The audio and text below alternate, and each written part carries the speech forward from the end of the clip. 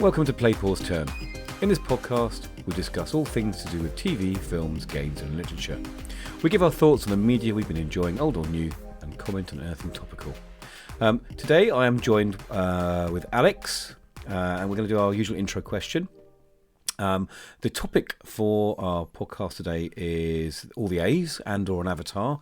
We're going to go into a lot of detail with Andor and perhaps just gloss over a little bit of Avatar until we can get the full team here for a full-on in-depth discussion. But we have our question, and our question, which I think Alex has written this time around, is jump for freedom or stay back. Now, I'm guessing this is a reference to a certain episode of Andor. It is, yes.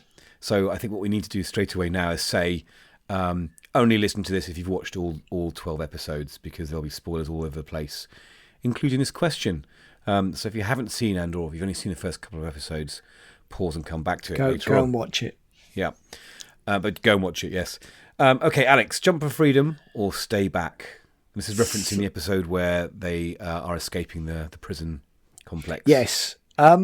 So, interestingly, I was thinking, I would totally jump. And then I thought about it a bit more and was like, I would not jump because I'm not great with heights. And that was a lot of height to go through. I'm not great with like jumping, like things like that. So doing a bungee jump fills me with dread. I just don't want to do that. And also, I'm not a great swimmer. So it's not all, but I can swim, but it's not my strength. So it's not boding well for me. So I'm not quite as bad as Andy Serkis, but I do feel like maybe I should just wait and see if I could get like a shuttle off. You know, that would be a better option for me. You have to go and sort of find the flight hangar with all the Lambda shuttles. I would jump because I've got no problem with heights. I have bungee jumped. That was much fun, to be fair. And I'm not an amazing swimmer, but I can swim. But I'm a kind of a leap before I look sort of person anyway, so I'll probably just go for it. I think, to be honest, if I'd been an inmate in that prison, I think I'd jump whatever. So it was really interesting that Andy Serkis' character, who is called blah blah blah blah blah, should know this before the podcast. It's a funny old name as well. It's a hard one to pronounce. I'll come back to that later on in our chat. He doesn't. He's the kind of the head of their group, isn't he? He's the head, like the line manager of their building group. Kino Loy. Yeah, that's it. Thank you. Kino Loy. Well, he certainly was keen to jump, was he? That's for sure. But that's a really good moment, and we'll come to this later on. That was a really lovely moment in the kind of we become more involved with him, haven't we? And you know, the catharsis was pretty good when he was bad. In fact, when he wouldn't jump. So yeah, I would. I think the jump was quite high, and I'd imagine would hurt. Yes, but hurt less than being shocked on the floor by a big corporation. So yeah, definitely. Well, that's right. So we have mentioned that we're going to spoil this, but let's start off by giving our opinion, and we do this now with no more than one sentence. So when we get to the full stop, we stop. What was your spoiler-free opinion of the series Andor, Alex? So trying to sum this up, I've got Star Wars does Battlestar Galactica, in that Battlestar Galactica has a lot of politics, some intrigue, there's action moments, there's character development. Battlestar is a really strong a TV series, and yeah, exactly. So I think that was my thinking when I thought about it. Was it's like that, but for Star Wars. See, that's interesting because a lot of people were saying before it started, oh yes, it's Star Wars with politics. But I think Star Wars does Battlestar Galactica is a better description because it has more allure to it. That's a good description. I think I would say it's the best Star Wars series, not really about Star Wars. Although yes. It kind of is, because there are little snippets here and there, like the TIE fighters and the final post-credit scene that we've only both just watched, because we didn't realise it existed, so we've just seen that now. How we missed that, I don't know. How we missed that, which, again, if you haven't seen it, at the end of the finale, after the credits, there's a little sort of teaser that's really, really clever. We'll come to that later on. Yes. Okay, so the series was written in three... we need to talk about this. There's kind of three clumps.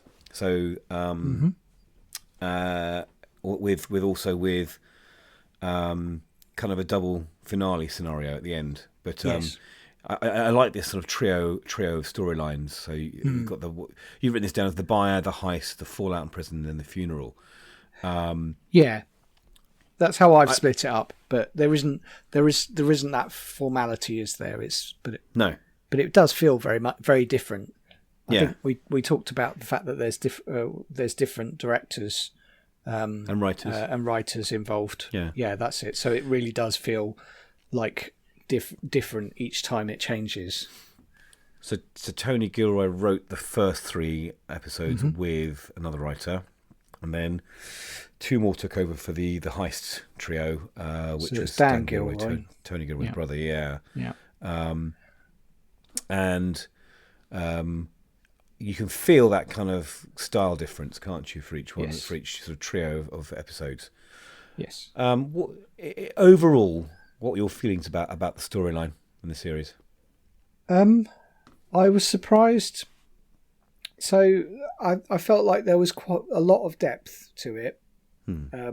There were moving parts in different areas. I loved the elements of Coruscant and how that side of the resistance works and talks and feels and does all of that things. So I loved seeing that aspect of it.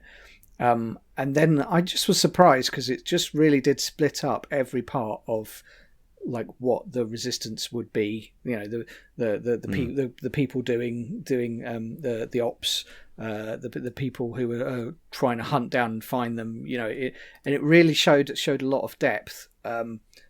So yeah, it was fascinating. It was one of those things you didn't think of. It's not something you would think about. Oh, I really want to see, you know, what it's like to try and chase these rebel supply things and try and you know get the network, you know, get into the network. But it really did show you that in a way that you could really understand it and feel it, which was great. So I really love that. I thought it was a lot more depth than I realised, really. I think where it succeeds overall is it's looking at, and this has been mentioned a lot by the critics, but just the fact that it's dealing with the people, rather than the Jedi, the space wizards and the the emperors. It's much more, the grunts on the ground and also,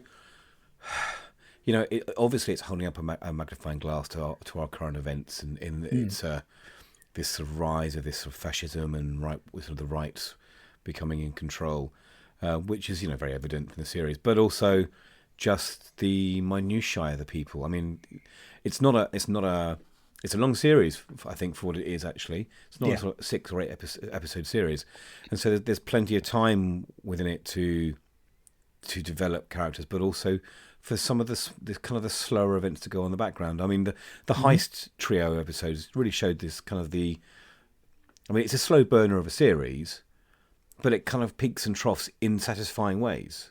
So you almost get sort of mini finales in these series, in the episodes as well. I wonder, it definitely, the first couple of episodes were slower and were trickling out the feel and theme of the series. And I wonder if this had not been, painted with the Star Wars brush, how popular it would have been initially. I struggled with the first episode, or in fact, the first couple of episodes, and I struggled with them because of the pace. There was obviously a lot of world building that went on. The flashbacks, weren't they, to Cassian's loss of childhood and his sister. Yes. Is it Kalani? What's the name? Kalani sounds like somewhere in Ireland. I think I've been there actually. It's not Aldani. That's where they do the heist. I'm trying to remember now. I like the fact that it's giving you a bit more detail with Cassian's background. Someone that we're keen to see after seeing Rogue One, but And just a quick correction: Tony Gilroy wrote on every episode. He was just accompanied by the writers.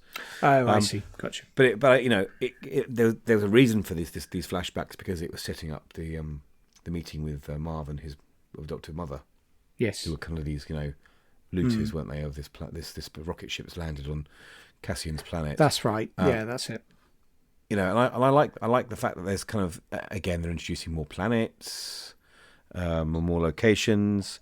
But yeah, for me, the series overall, before we go into more detail with each episode, or as far as we can go, I thought it was very clever.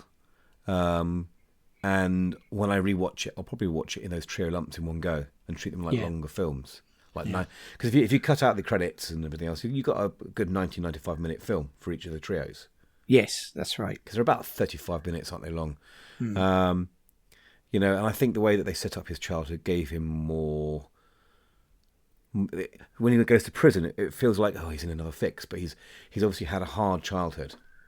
Yes, and he's going to cope, and he's going to work through it. So his kind of wiry bullishness that he has in this series is explained with his childhood. Living in this sort of feral tribe, and then also making do on Ferrex when he was young. I think also. Oh, sorry, go on. No, Carol, go on. Well, I think it just grounds him in a way that it doesn't feel like a jape. It's not like, oh look, he's behind bars. Which I think could easily have happened if we didn't have that background. And I mean, they were very clever because they've not been shoving Star Wars references in your face, although there's been some very subtle ones in this series. And if you're if you like that sort of thing and you keep an eye out for it, you'll see them. I mean, the Cassian's background when he was he references his battle he was in, which was the same muddy planet that Han Solo goes to in the film Solo, where he's a grunt. Although in Andor it becomes clear that Cassian was a chef or a cook, like a military cook, and left fairly quickly. Although Solo left fairly quickly when he met Chewbacca as well. But I like the fact that makes sense. It's because Andor set 5 years before the Battle of Yavin. Right. So this all matches up pretty much with the other IP, which is really nice. And it's in the right period for the building of the Death Star, and we're obviously going to, at some point, depending on how many seasons we have, eventually meet up with the beginning of Rogue One and the events of Rogue One. Yes, there is an answer to that. We've got one more season, right, and then we'll meet up with Rogue One. Because I think with what, maybe a year of time already gone, a year and a half now. I think so. There's not much space for more seasons, is there really? No. And it's quite an expensive series to make this one as well. If you want to do the fact to try and find out the numbers here, I heard a rumor of $1 billion, but I'm sure that's not true. I don't think Disney spent that much on this, but it was definitely more expensive because of the locations. I think it's odd. Yeah, I think partly it's because they've also got used to using the volume, haven't they? Well, do you know what? I think this series. I mean, if we move on to the look, we might have to jump around a bit here, but I'll come back to this. But I think this is kind of a rationale for not using the volume. Yeah, because I thought it was so much better looking and grounded and believable. We'll come to the look of the series in a second. We'll talk about characters in a second, but yeah, I think I think it's also, again, with our overall feel of the series and storyline, I think it's one of those situations where it all really worked well together. I think it's a testament to Tony Gilroy's writing and his team's writing. I think there's some, the dialogue was a lot less Marvel jokey. There's a lot less quips and silliness that you get in some of the films. The characters were much more believable. The writing was so good. There's a few silly dialogues, but I just think the whole thing hung together really well, and was a much more of a kind of it didn't incite your intelligence. Does that make sense? Yeah, totally. Yeah, no, you're absolutely right. It didn't spoon feed you anything. It just took you along that journey and put everything in the right place, but let you kind of work it out. Okay, so we're looking. I mean, you've given me the figures here, and I'm doing a little bit of a calculation. Roughly about 215 million for the whole series. So you could it wasn't basically cheap. make 4 seasons of Andor for 1 season of Lord of the Rings. Rings of Power. Yeah, we could probably talk about why that's the ridiculous, like why the Rings of Power was ridiculous in terms of its budget. But that's a whole different topic. Yeah. But no, I mean, but the thing is, it shows. Although a lot of the scenes were quite grey backgrounds and things because they were in you were in imperial places, so it was very stark, very corporate. It didn't feel in any way cheap. Like there was nothing about it which felt like they had scrimped. Where they did big shots with CGI, it felt like it served a purpose. There wasn't it was perfectly kind of toned in terms of spend versus benefit, really. Well, I mean, exactly. I mean, the scenes where you are in Coruscant or in that there's that planet with the dingy nightclub, the brothels. Mm-hmm. I guess the money's being spent there, where you can save so much money by filming an entire trio of episodes in Scotland, which is what they did. Yes. And we'll talk about locations in a second. But I think it was very well laid out and planned, and I think they teased the settings very well when the initial trailers came out. It got people very excited about the look of it. Yeah, there was a lot of. Sorry, I could absolutely talk about this for a long time. Well, I think our longest conversation will probably be the look and feel of the series visually. And we'll come to that in a second. But I think it's good to discuss the characters. Mm-hmm.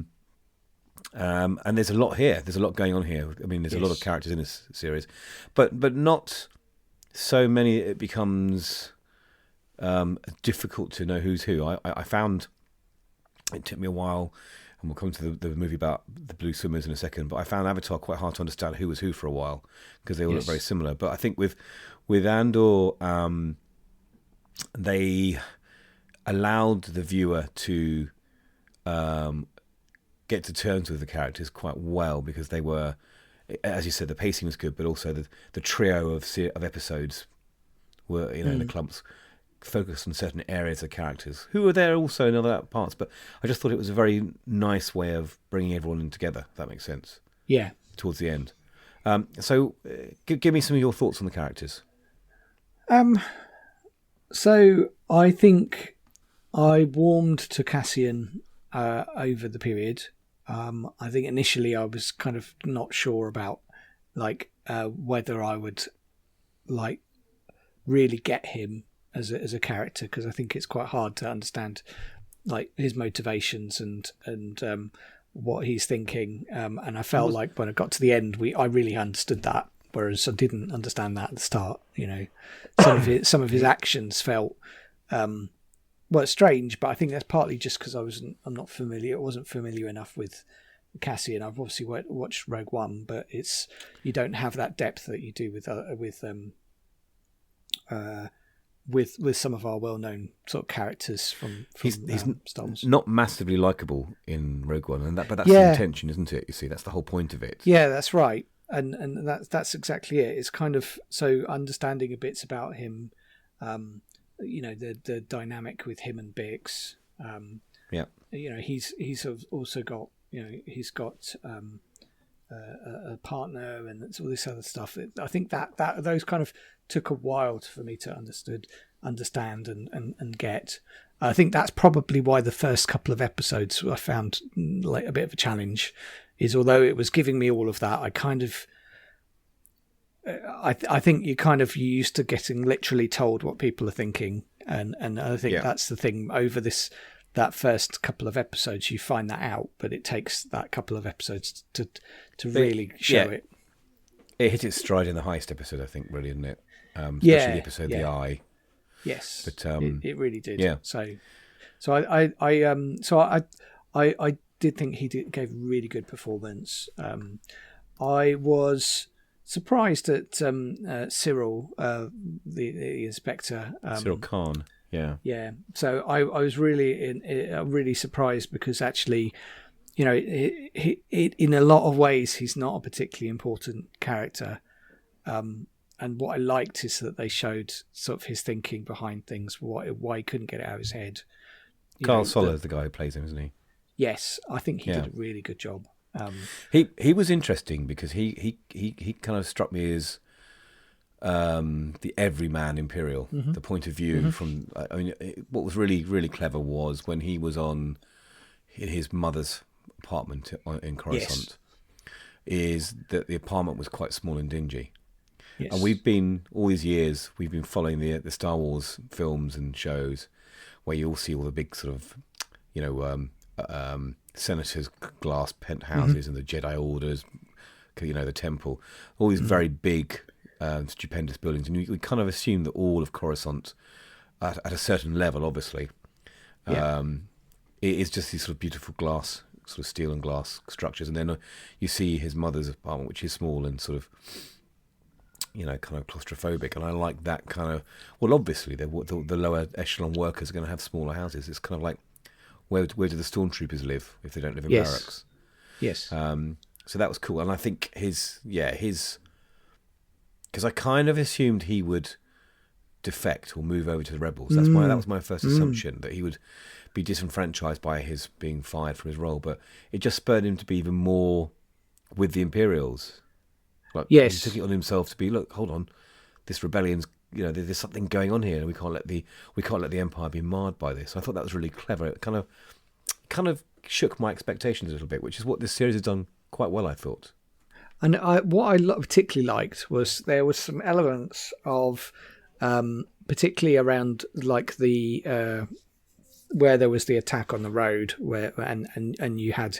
The explosion, and he was obviously knocked off his feet, and there was an element of after that of PTSD, but like from his side rather than, because you always think about it from the case of the soldiers that were like liberating, they're the ones, but actually if you're on the other side, you can have PTSD just as much, but from a different reason. And so I thought that was really interesting. So like that resolved itself really near the end as well, where we saw how he kind of fixated on Dedra, and really kind of then ended up going, because he saved her life at the end, didn't he?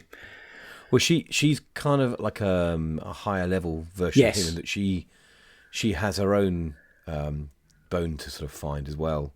Because David Bailey Smith, who plays one of the other Imperials they're the ISB Imperials basically. It's actually been quite nice to see the inner workings of the ISB, because they kind of portray themselves as almost like doctors looking to fix the illness, rather than these evil management people. Look, where's the Empire feeling sick? Let's fix it. I thought that was quite interesting. And they don't come across. The other thing is they don't come across as like idiots or like the stereotypical. They're just following orders. Which is kind of portrayed in a lot of the capital ships in the films, isn't it? Yes. Like in the new sequels, they're just blustering ahead and not really thinking tactically. Whereas these guys, you're right, they were much more careful, weren't they, and deliberate. That was it. They basically were like, we have to show results. How are we going to show results? What can we do? Yeah. I mean, you've got Major Partagaz, who's the kind of the head of the ISB, played by Anton Lesser, who you'll also see in 1899. He's very good in that as well. And 1899 is another really good series worth watching on Netflix. I've not seen it yet. Really good. Really, really good. But he was really kind of... His role was really interesting, because he was cold and calculating, but at the same time a mentor and forgiving. Yes. And that kind of goes in line with our comments on, this is an intelligent guy running a very important department for the Empire. And actually you can see why there's such an imposing force, because yes, you've got the Emperor and Darth Vader all sort of jumping around and doing their thing, but you've also got a lot of bureaucrats who are intelligent and are holding things together and making this big metal and steel and stone creature barrel across the galaxy and take over. And I like that. I like them showing them as being more careful and calculating. Yeah, I feel like he was quite a good people manager that actually could motivate the team and kind of get people around him whilst like rebuking when he needed to rebuke and motivating when he needed to motivate. And I think that's what you kind of forget because you never see that in the films, obviously. But that's kind of quite nice part of seeing him actually, because it kind of gave that depth of actually, this is it has a specific goal, this organization, and it needs people to deliver that against that. I thought it's those kind of elements that really gave this series richness that I hadn't seen before in Star Wars. So I loved it. I think their casting was excellent for this series. Yes. A lot of British actors, obviously. We got caliber. You have to fill all the Imperial jobs with Brits because we're always villains. But I thought Genevieve O'Reilly as Mon Mothma was very, very good. I thought she took on that role without any friction whatsoever. I think she, it's like you get a certain group of fans who get very upset when a new person plays this iconic role, but I think she just handled it really well, and also showed the vulnerability of Mon Mothma as well, in that she, she's in this really difficult situation with her money being put in the wrong pot somewhere, and it's going to get tracked by the Imperials, and putting herself in this kind of difficult place with Luthen Rael, and the goings on other planets. But I thought, she was very good. I just thought, Denise Gough, who played Deirdre Miro, the Imperial officer who's kind of, chasing a bone too. I thought she was really good. Yeah. And again, believable characters who don't believe they're baddies. Yes. And the whole crew on the Aldhani heist were really good as well. Yes. I'm pretty sure that the younger guy was from the End of the Effing World. The TV series. You're probably right. He looked very familiar. The young guy who had the book. Who gets crushed by it was Karis Nemec. Yeah. It was played by Alex Lawther. Yeah, I think he was in the End of the Effing World. I'm not saying the real name of it because it was. Yeah, and Black Mirror. Yeah. Oh, that's right. Yes, of course, in Black Mirror as well. Let's get to the area of this discussion that we really want to discuss, because let's talk about the look of the series and the soundtrack and the costumes and everything else. So, give me your thoughts on visually how you felt about this series. I think richness is all I can think about when I think about that. Is there's just richness in every part of what you see. So I think it was just Ferrix making that a believable world. Done so well. Did they use the design of Ferrix from Rogue One? Because I'm pretty sure that street was in Ferrix then as well. Oh, excuse me. It felt very consistent, so it probably when they have there's a scene in Rogue One where we meet. There's a sort of a battle with a tank, isn't there? A tank gets blown up. Yeah. Is that just looks just so much like Ferrix? Yes. Or is that Jeddah? I can't remember now. That might have been Jeddah. It may be Jeddah, but I'm going to need to check. But the look of it was very consistent in kind of the layout and the style. I wouldn't be surprised if the design has leaked through, because it's kind of another planet of its style. I mean, it could almost be Tatooine with less sand, couldn't it, as well? Yeah. What was funny was it felt really consistent with the Star Wars universe and the world that they created, but you didn't have any jarring that like we had with Boba Fett, for example. Book of Boba Fett. You didn't have anything where you thought, oh no, that they've just ruined it. There was nothing like that. It was just very grounded. I loved the spire with the bell tolls. Yeah. I think that was like one of the iconic parts. Well, even when the guy was practicing his swing before doing it, was so what someone would do. That's very clever. And they really, they'd really covered, that this is a mining place. So they really covered that, and you felt very much like, well, that's what most of the people there do. That is the job. Yes, there's some ship breaking and other stuff that goes on, so yeah, and it was just there were lots of, like, they've really obviously worked on the colours. So there was some sort of brown, a lot of browns, a little bit of red, but it was very earthy, very grounded.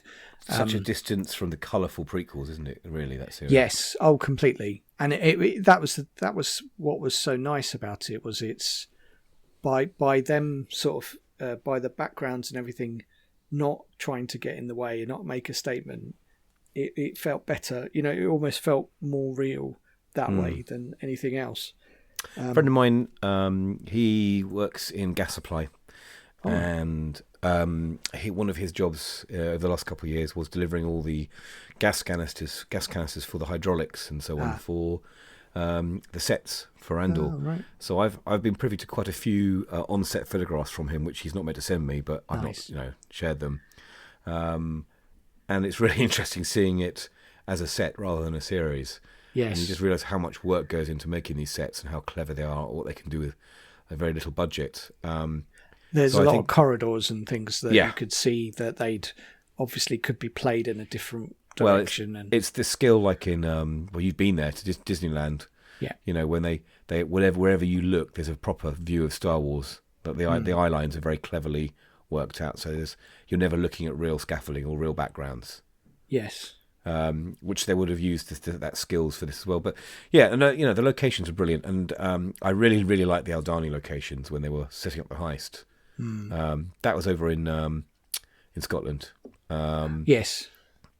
But they also filmed some of the scenes in Black Park in Buckinghamshire, which is actually where all the hangar scenes from The Force Awakens was filmed. Yes. It's an old airfield there.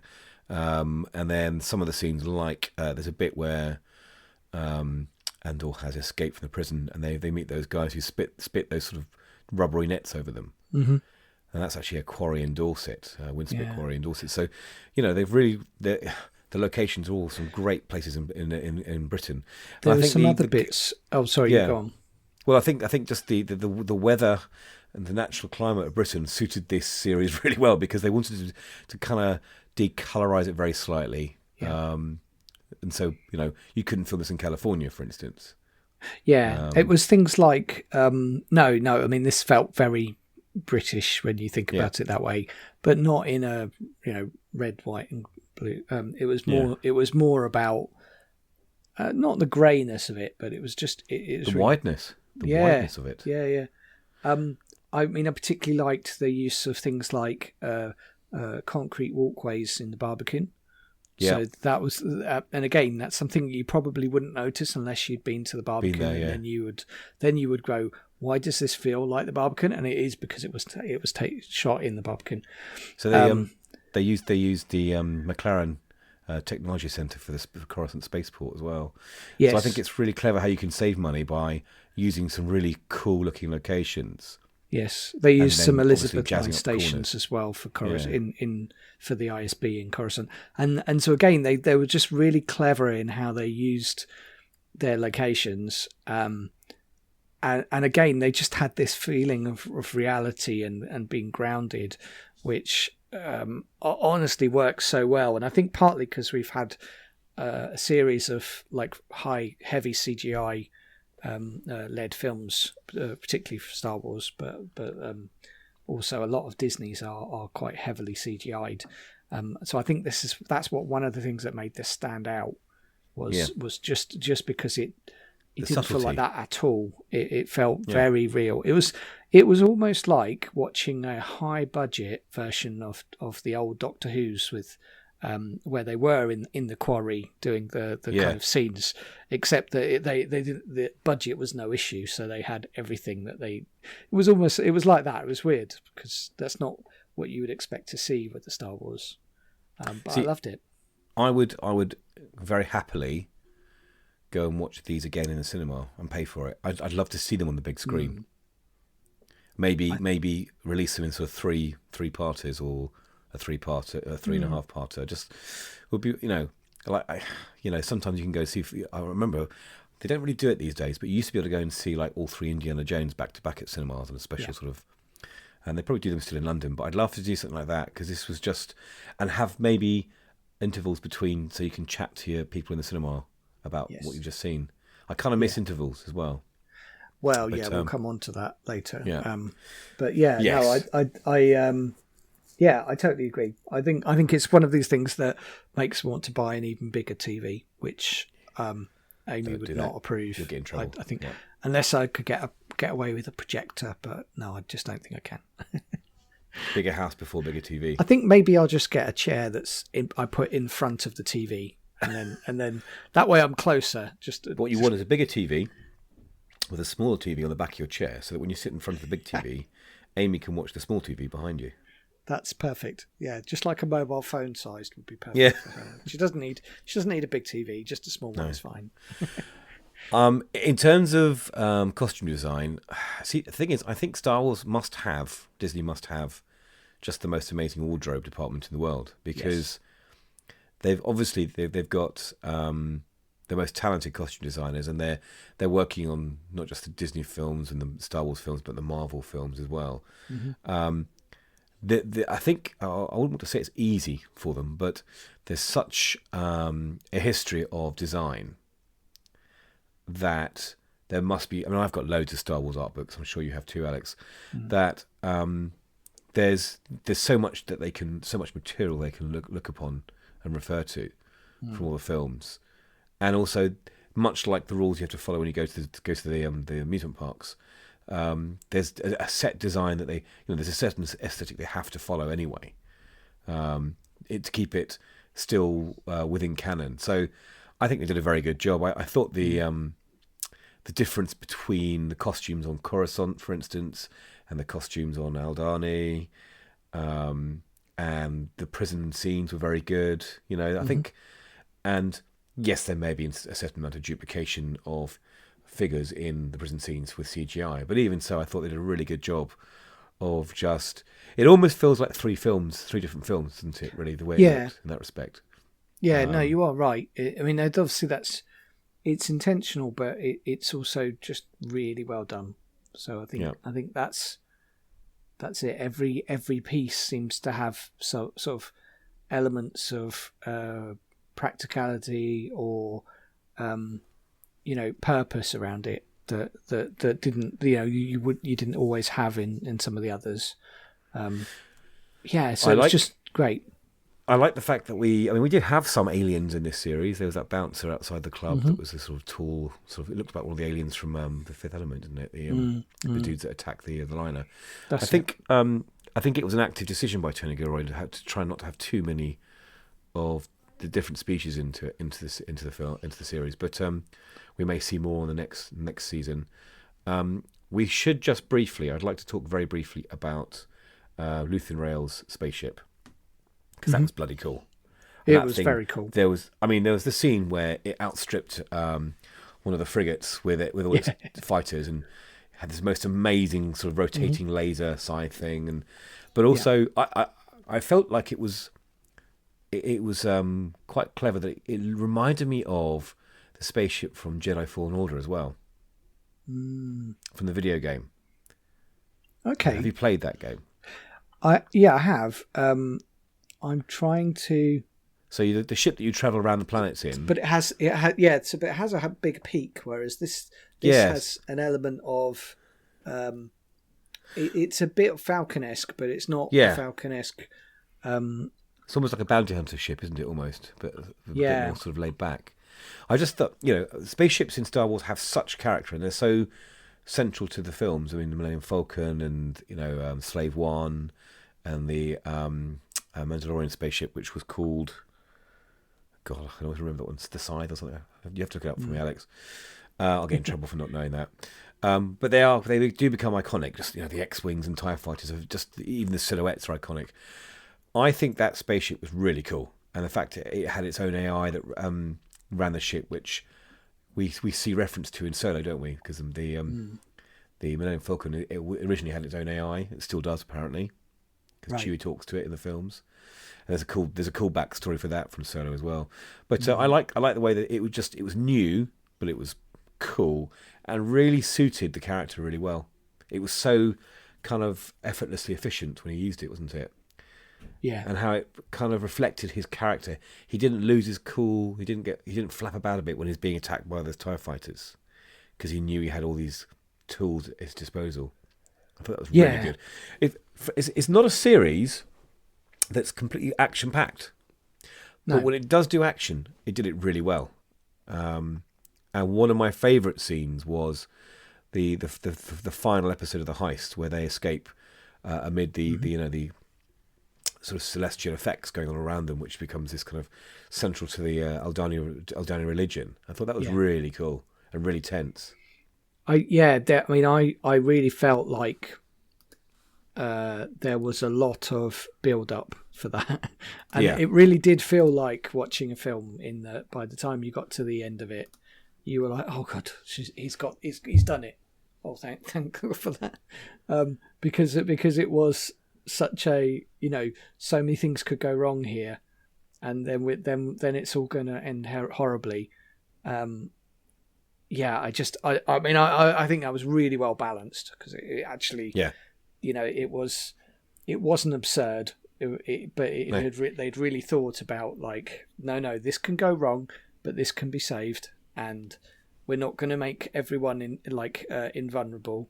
People will die, and they really had got that, like, really nicely done. There was collateral damage. There was a cost to doing this. So and I think that was great. It was clever because it also reflected Daniel's character when he eventually shoots one of the other kind of heist members, because he's thinking of taking all the money and running.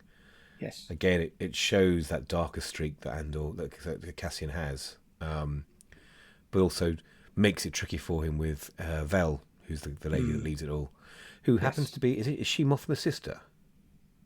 I don't think cousin? she. I think she is a sister. I think maybe a cousin.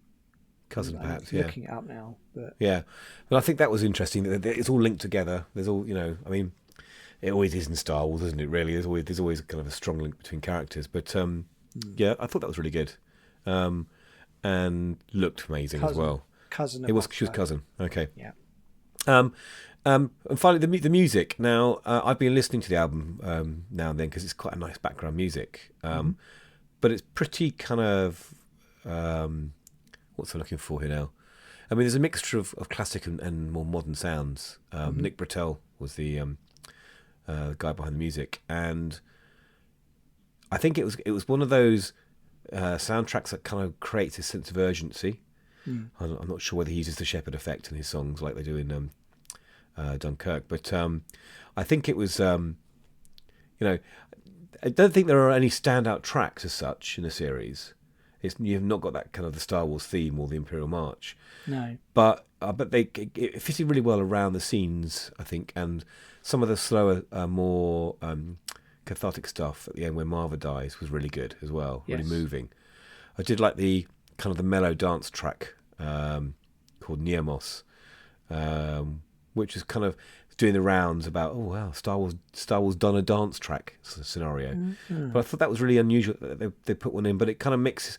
I guess it's like playing the tracks from the Cantina in Mos Eisley, isn't it? They're a bit more sort of electronic. But no, I thought it was quite stylish, and it's nice to have on the background when I'm working. I quite like the soundtrack.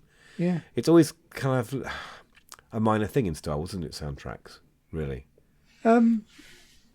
I think. How do you feel about that? Yeah, I think it's one of those things where, like, the films have like quite a key score, and I felt like Andor didn't particularly. I mean, I think, but I think it felt like where there was music, it was there for a purpose. Yeah. So it was very much source music, part of the world, rather than taking you on the journey, narratively or anything really.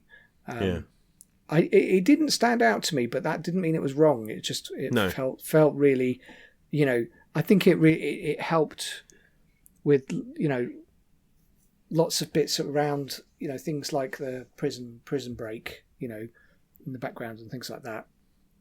It's a sort of soundtrack you probably notice with its absence. Yes, yeah. Yeah. But no, I thought it was really good. I hadn't listened to it since, so I need to put it on in the background. It might be worth rewatching the series and just being a bit more aware of it, perhaps next time you watch it. Yeah, well, either that or maybe just put it on when I'm peeling my spuds or something. Yeah, and then I can be like, oh yeah, no, this is good. Yeah, I get that now. Feel like I'm in that part of the world. So, how do we feel this series compares with all the other Star Wars TV series? We won't talk about the films, but I think the TV series is very much worth comparing. What are your thoughts on this, Alex? I think this is one of the strongest ones since it's been like Disney Plus came out. I didn't watch much of Rebels, but you know, I think this for me is really really strong. I think it's like there are different series. So like Obi-Wan was very much a hark back to the old world and what they could do with that. And this was in its own place. And I just thought it was really, you know, contemporary and just in exactly the right place.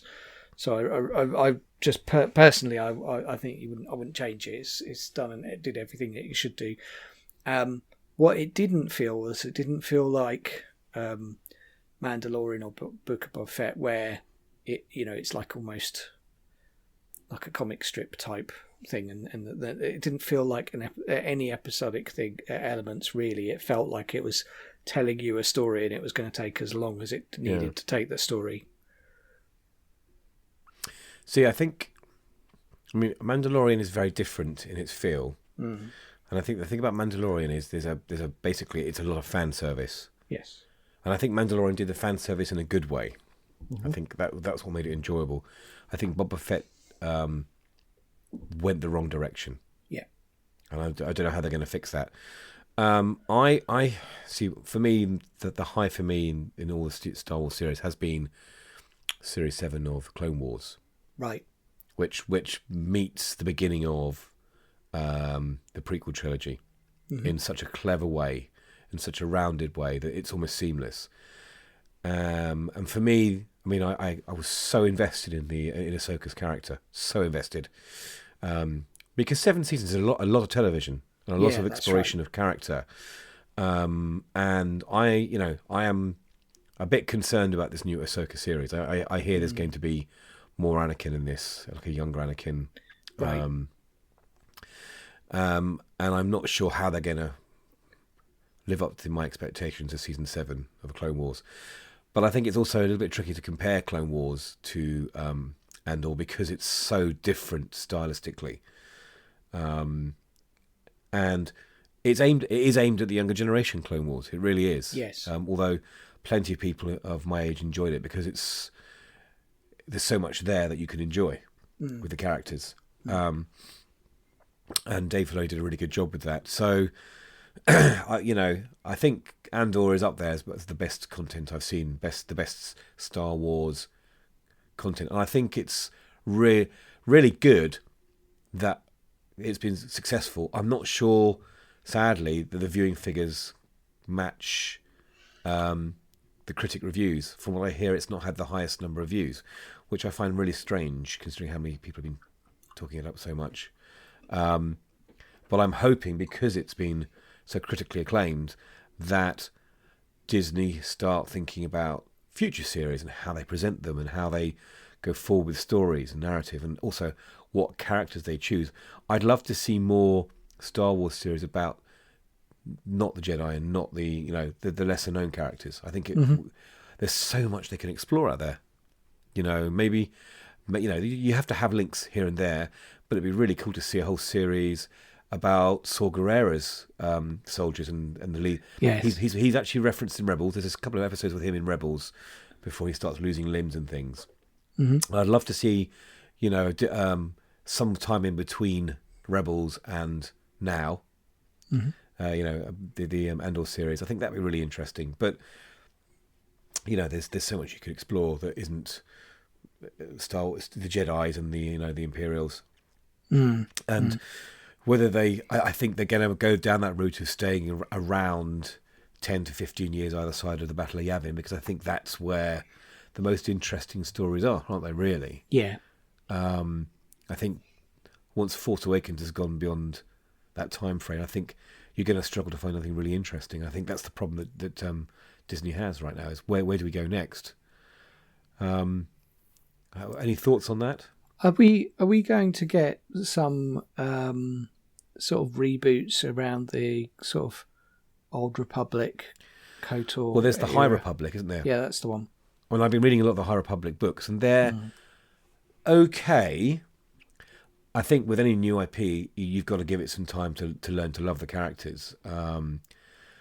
There's actually, I'm also, I read a lot of the Star Wars comics. I'm reading the Dr. Aphra comics, and it's been really interesting because the Dr. Aphra comic, she's a kind of a what's the word I'm looking for here now? A kind of off the wall, slightly cheeky archaeologist. She's a bit like Indiana Jones. She's searching for treasures to sell them to the highest bidder, but she's been working for Darth Vader. I see. And the current series, one of the artifacts they find is a spaceship that was referenced in the High Republic to do with its what's called the Path engine. So they had ways of navigating the hyperspace lanes that were much better than even the current spaceships in Star Wars. I see. Right. So they're starting to bring in links. I think there must be some mandate from Disney saying, right, you need to start referencing the High Republic because we're going to be doing some stuff with that visually, perhaps. Yeah. So yeah, there's been some clever kind of links to the High Republic, and the High Republic's going to be basically pleasing the people who want more of Jedis with lots of Jedis with lots of lightsabers battling. Basically, it's a lot more action based, a lot more. The Jedi's at their kind of their peak, sort of protecting the Republic and so on. And I don't know. I think they're going to do a lot of waiting to see if those books and comics become popular, and a lot of audience analysis to see if it's a sort of viable project to go ahead with. Really, I'm fine. I mean, there's a new one I've got to read yet that's just come out about the last couple of weeks. The third one, I think, it's kind of like the rise of the Republic, and then it's starting to fall again with the Nihil taking over and the Eye. Okay. And they're quite a good read, actually. They're okay. They're nowhere near approaching the Thrawn trilogy, which is the three best Star Wars books ever written. Is the Thrawn trilogy. If you've not read them, they're amazing. I need to. And if you like the politics of Star Wars, like you do with Andor, then Thrawn's much nearer to that, with a lot of space battles built in. It's a lot of it is very like naval battles, but in space with Thrawn. But he's just so clever and so cool. And I think the Ahsoka series is she's looking to find Thrawn. Right, I see. Because at the end of Rebels, he gets it looks like he dies or gets taken away and die, but you don't see him actually being killed. So I would imagine that, I know there's rumours that she's looking for Thrawn. Right. And so hopefully there'll be more novels as well. But so there's an interesting link. So I've gone right from the Old Republic, the High Republic, all the way back up to Star Wars and beyond. So they've definitely got a plan, haven't they, Disney? They've definitely got a plan of this washing line, which is the timeline, and hanging clothes off each part of that washing line and just rinsing more money out of it, basically. That's it. Yeah. Interesting. We'll have to see what happens. There's a lot of stuff coming out which we talked about in a previous podcast with the Disney's timeline with this Jude Law series and so on. So we'll have to wait and see. Yeah. So we've talked a lot about Andor. Let's have a brief chat about Avatar 2: The Way of Water. Yes. What were your initial thoughts, Alex?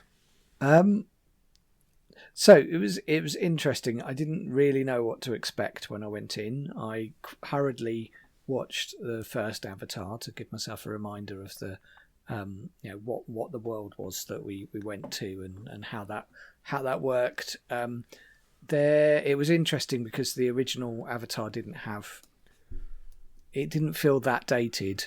I think some of the flaws in Avatar were around the narrative and the story, and I think that was the key bit. Once you kind of got over some bits of it, and unobtainium, which sounds ridiculous. Well, it's a real thing, apparently. Is it? I think it's basically it is it's now, an official isn't it? name for a material that we don't know what it is yet. Oh, So I it's see. kind of given as a general description of a new mineral that we're searching for.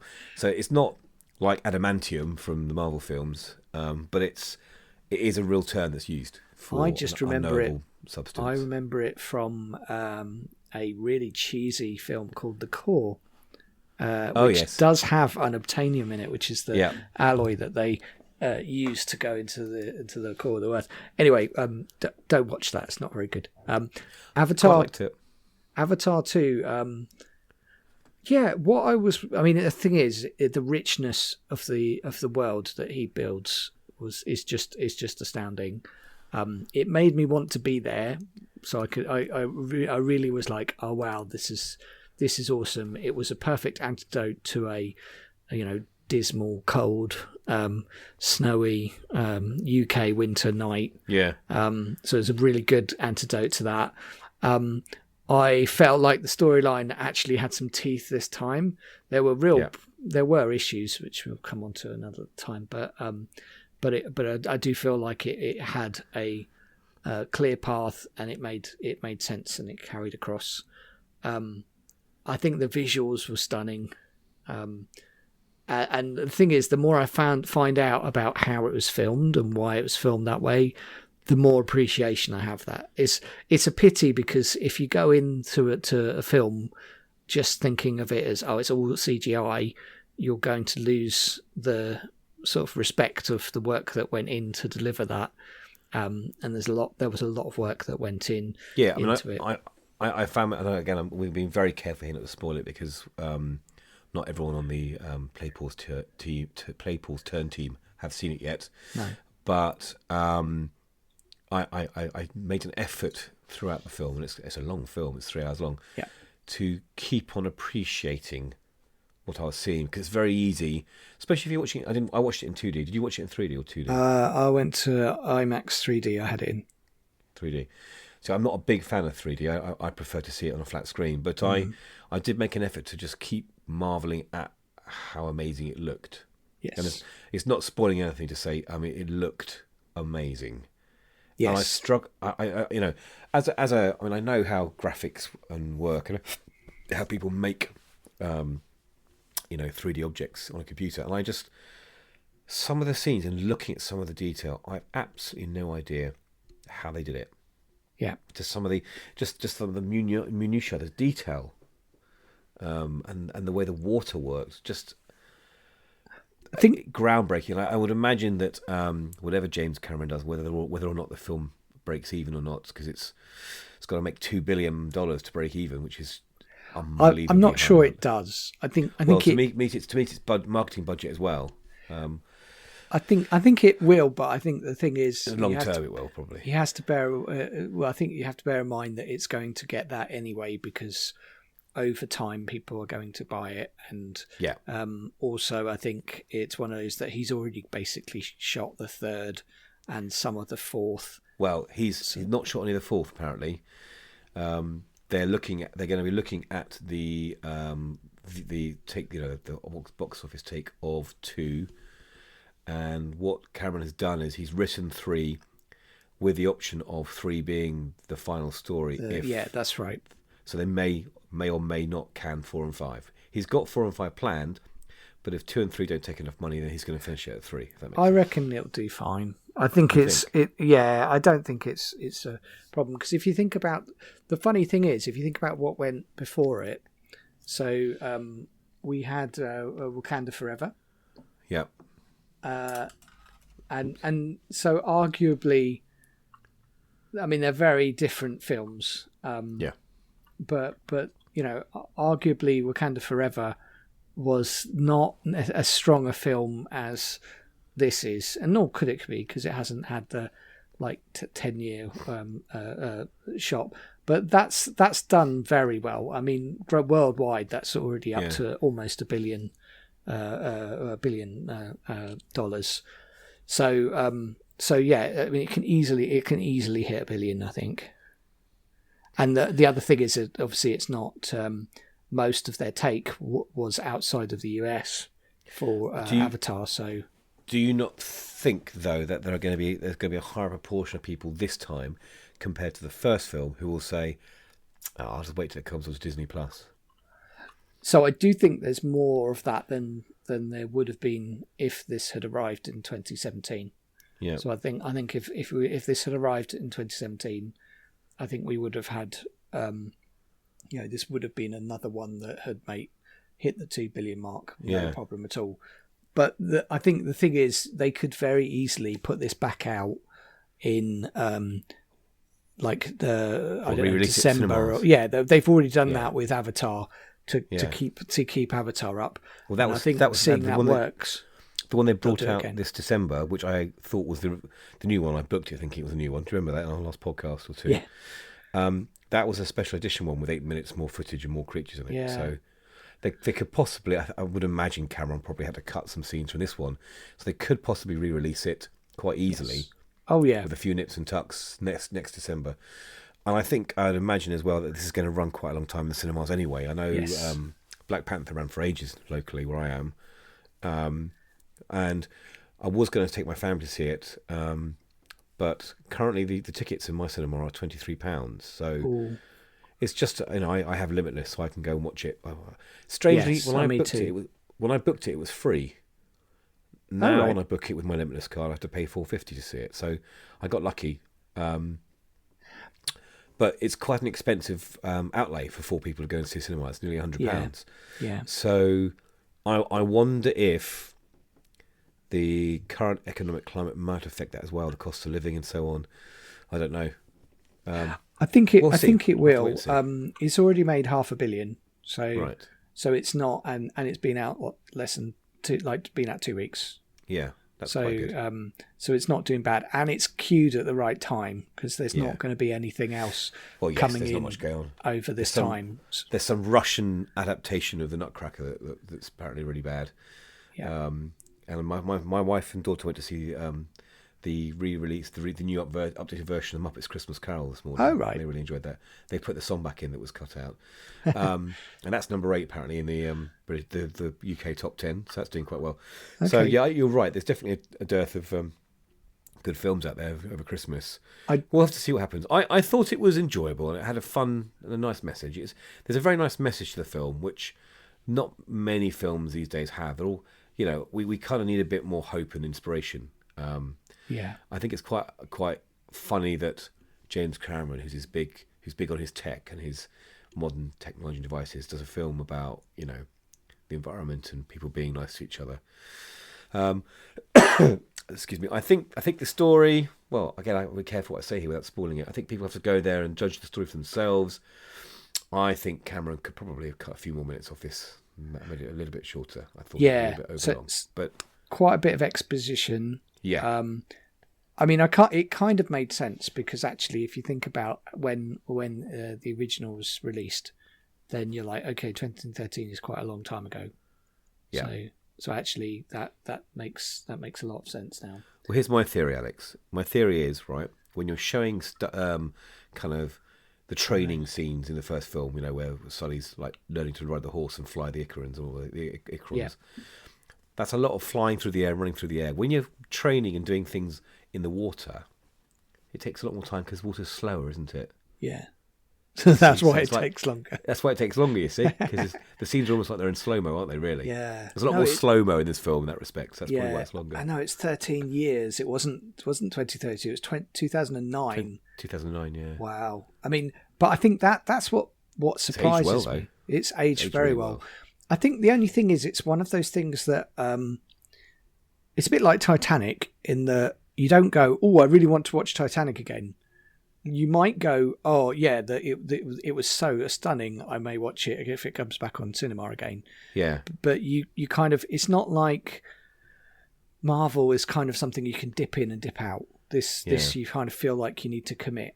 But yeah, I mean, this is going to be on Disney Plus in time, although I think it's going to have to wait longer than some of the others. So I don't see this being...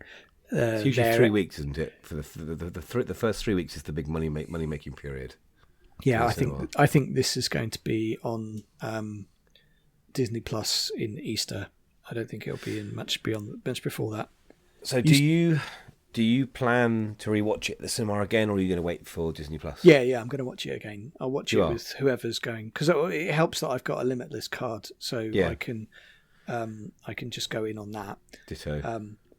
And I think the thing is, over the Christmas period, if someone says, "Oh, what should we do?" and I go, "Avatar's very good," we'll watch it. Yeah.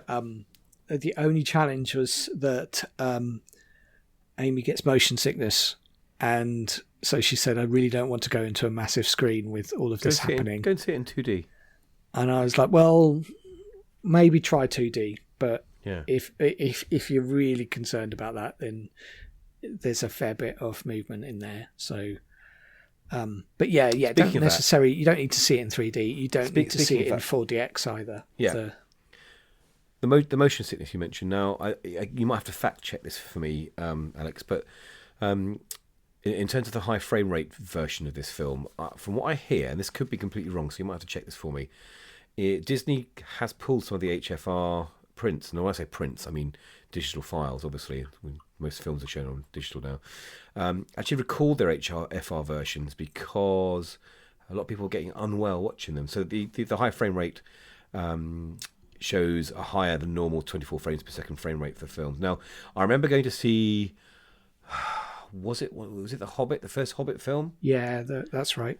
And that was in, was it 48 frames per second, something ridiculous? It was 48. Yeah. I didn't get ill, but it felt like I was watching a stage production. Right, I see. And it was weird, and I didn't like it at all. And I wonder if maybe it's been pulled from certain cinemas because of that kind of sickness. I wouldn't be surprised if they use HFR for the IMAX. Did you go and see it in IMAX, you say? So I saw. Do you know if yours was HFR at the IMAX? I didn't. The thing is, I don't know if it was HFR because they don't mention it in the UK. So you would know if you've seen it. You would know. Yeah, It's really hard it's really hard for me to have tell. I don't feel like it was HFR. No. I think it was just 24 frames. Yeah, but, I mean, I don't know, but I think that the thing is, it's just not something that's publicised anywhere in the UK. No. It's funny because that is mentioned in the US, so maybe you're right. Maybe Disney UK decided there's no need for that right now. In HFR vision. You know, it's a very American thing, isn't it? But, I think also they said you need to have a Dolby Vision, Dolby Vision cinema. Yeah. Which to cope with the frame rate. Don't know if there are any in the UK. Maybe there are. The Odeon Leicester Square is Dolby Vision. Oh, okay. Where we went to see Doctor Strange. Ah. That's Dolby Vision. Pretty sure it is. As I've been to a few. I remember going to an evening demonstration from a video game company showing off their video game, and they had it plugged into one of the Dolby Vision cinemas at the Odeon as their meeting place. A game called Proteus. Oh, right. So there are a couple, and obviously Dolby have their own preview cinema, which the film press get to go and watch the films in. Yes. Yeah. I'm hoping that when they do put Avatar 2 on Disney Plus, that they use the IMAX format. Yes, I hope so too. Because that fills my entire screen, and it looks really good. Yeah. No, I do think that would be really good. Yeah. I mean, they could do it in a higher frame rate if they wanted, because it's all our TVs can support it, and arguably you won't get the any motion sickness at that size anyway. So it wouldn't hurt. It's just maybe there's not a lot of value in that. No. But yeah, no. I've just checked the Leicester Square one, and it's not got. They're not mentioning it. So well, it's not that it isn't. It's just that they're not mentioning it. So. Yeah, it's a funny one. I think clearly they could if they wanted to mention that it's high frame rate, but they just don't mention it at all. Now, I wonder if here's me completely. So maybe we'll make this our final discussion here, Alex. But I wonder if, thinking of the future here now, because I know what Cameron's like about his pioneering technology. What if Avatar 2? When it comes to Disney Plus, and there'll be an extra tier, a payment tier for this. What if it's the first 8K movie to be released on Disney Plus, and they start pushing 8K out? Because there's rumours that it might also be the first glassless 3D film as well. They're looking at some glassless 3D technology as well. Oh, I see. Because then you've got a lot of source for each eye in quality as well, haven't you? I don't know how they do that. I mean, I think the glassless 3D is I'm not sure the Hollywood would invest in it with the kind of the lukewarm reception 3D's had anyway. But I'm more kind of veering towards this being the first 8K streaming movie, because I think at some point the TV industry will want to push 8K TVs out, because a lot of people have bought 4K TVs and are not buying any more TVs, if that makes sense. Yeah. So no, agreed. We'll watch this space. It would be brilliant if that was the case, because I like technology pushing forward. I'm not so bothered about the 3D, but it will be really interesting. I'm just trying to confirm. I think it was filmed in 8K actually. It's possible, but it might not be. The thing is, it's not that it can't do it, but it may not be that there are that many TVs that can actually do 8K. Well, yeah, exactly. So I mean, there are some. Obviously, I looked at one when I was TV shopping, and it was one of the Samsung ones that was 8K because it kind of had skipped for 4K and gone to 8K. Right. But I think and yes, you can tell the difference when you're close up. But other than that, it's just a really, really good panel is the best way to describe it. But yeah, I'll have to find out. We'll have to find out about the glassless 3D. Yeah, I mean, I can't confirm it was filmed in 8K, and I think you could go into a lot of depth about the technology, and I wonder if perhaps some of Cameron's money is going to be made back by licensing these new techniques and technology. Oh yeah, it will be. I mean, that's kind of one of the things he's sort of mentioned in interviews.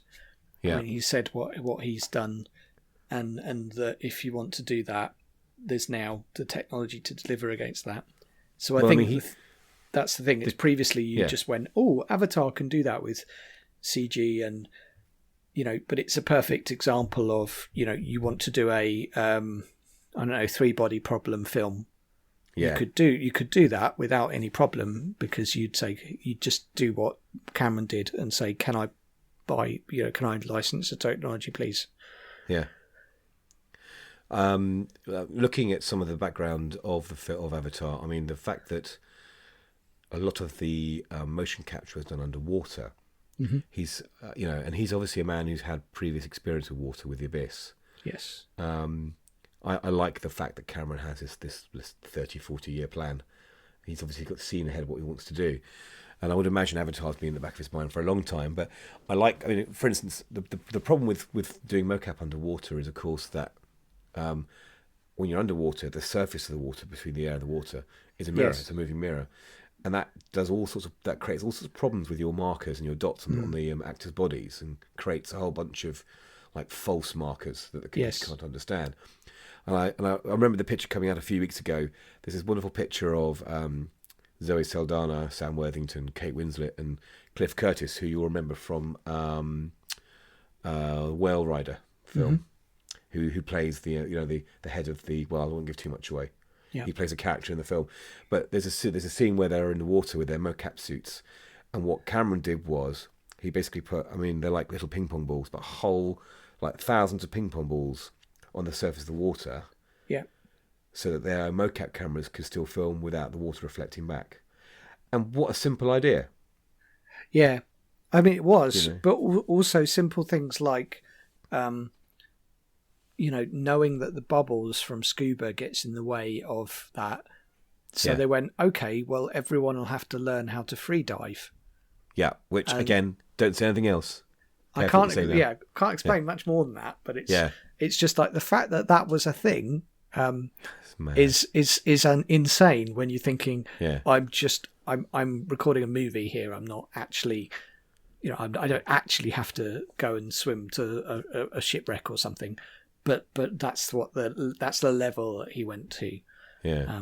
It's impressive how he did it. And then I think the main problem why it took so long, obviously part of it is because he's he's written scripts for the other Avatars, or at least most of it anyway.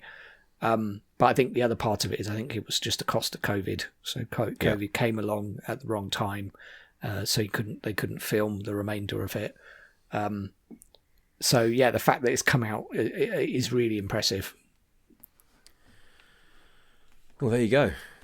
So I mean, both you and I, in our first initial thoughts, I think it's worth watching. Yes, I would definitely watch it in the cinema. Get a comfy seat and dig in and bring a snack and definitely watch it. And just for the pure visuals. I mean, the story, I've been thrilled more by other films, but I enjoyed it. Alex, yeah. Did you have to go to the toilet in the middle? No. Good, well done. I mean, I didn't either.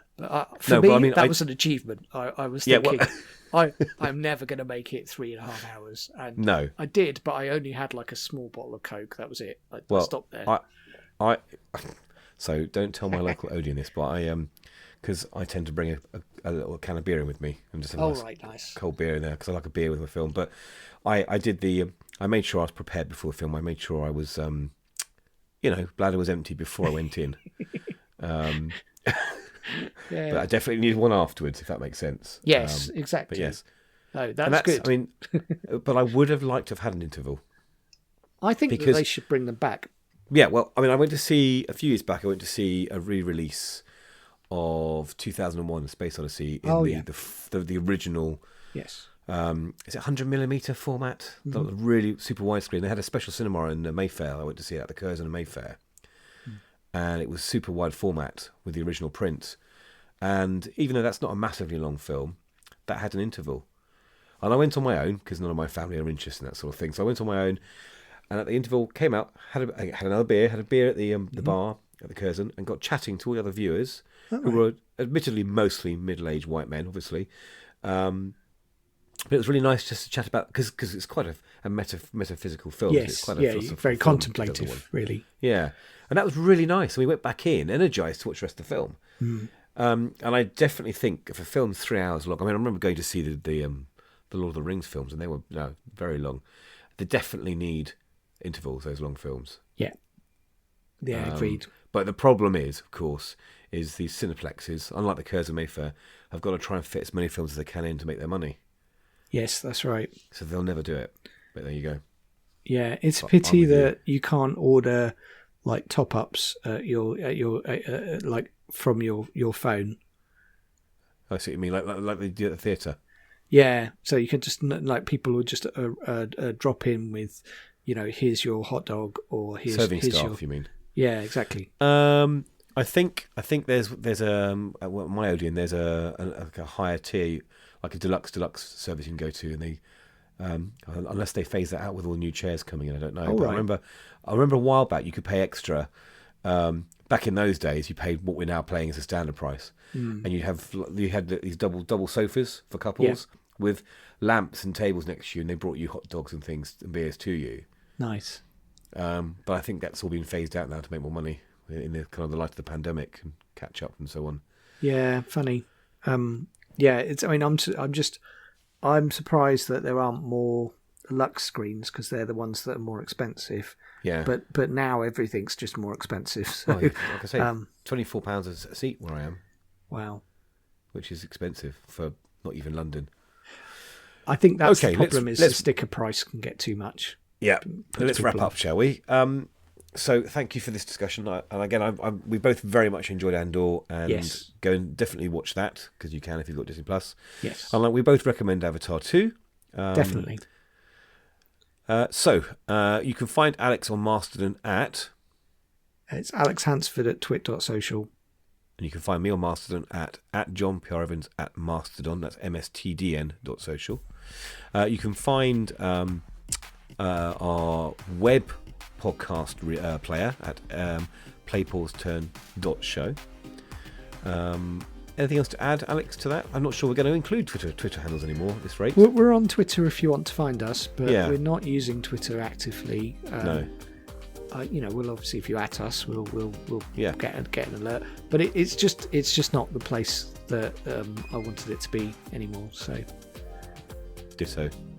But that's fair enough. We can. That's a whole other topic that we'll discuss. Anyway, with Bobby, which will be quite good fun. Enjoy. This has been Play Paul's turn, and thank you for listening.